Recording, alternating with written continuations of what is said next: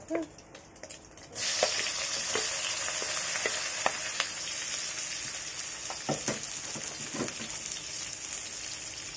Yalah.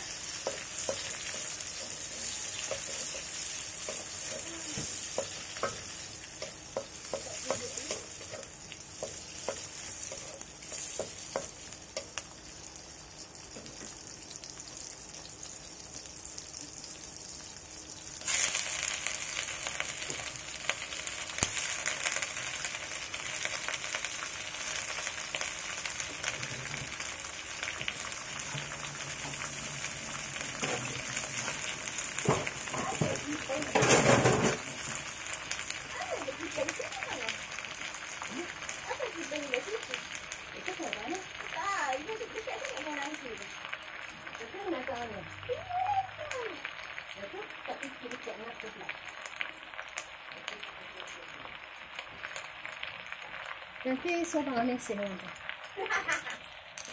tanya kenapa dia letak kat situ.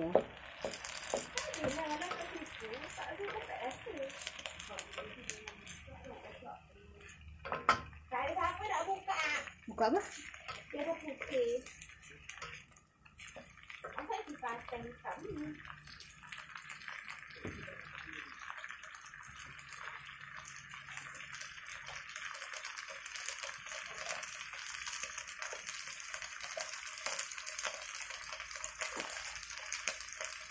Walaupun Fatihah tak makan sayur, kita tetap goreng sayur, okey?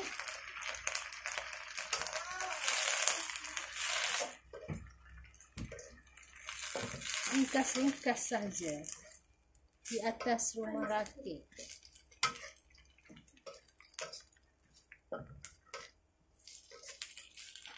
Apa? Awak masak kan? Kita nak sambung degree dengan master.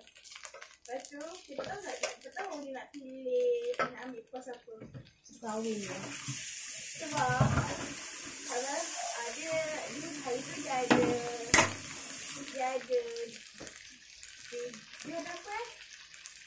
Dia ada diploma dalam nursing dengan farmasi.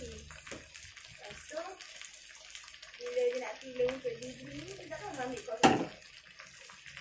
Masa tu nak ambil kos yang dia suka kan, kos yang paling minat.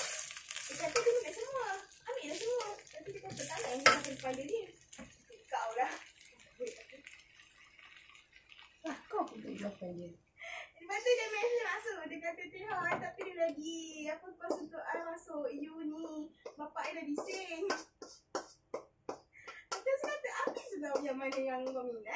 Lepas tu dia kata Ami asal nak ambil apa IT dalam bahagian baik tu dia kata. Lepas tu dia rasa nak ambil engineering lah. Lepas tu dia kata itu nak ambil farmasi lagi. Kau cakap kat dia, kau kahwin je. Dia tak nak kahwin. Kau cakap kat dia macam tu. Akak cakap, kau kahwin. Semua tak panik saya, tak boleh dia orang. Semua dia nak kepenuhan. Dia nak sambung dekat MSc rasanya.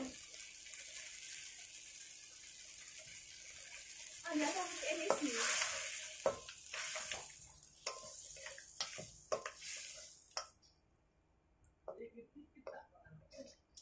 Dia nak sambung gigi. Apa? Tengah cakap apa? Dia gedik ke tak? Lepas tu, masa tengok dia punya last result, last exam dia kan, semua dapat band 4. 3.6, 3.8 tengok dia punya tu. So, kalau ayah pun, kalau tak kena pilih yang ada boleh sebab hidup nanti. Yang boleh sebab hidup dia tu nanti esok. Kau pilih merapu-rapu, kena ikut minat.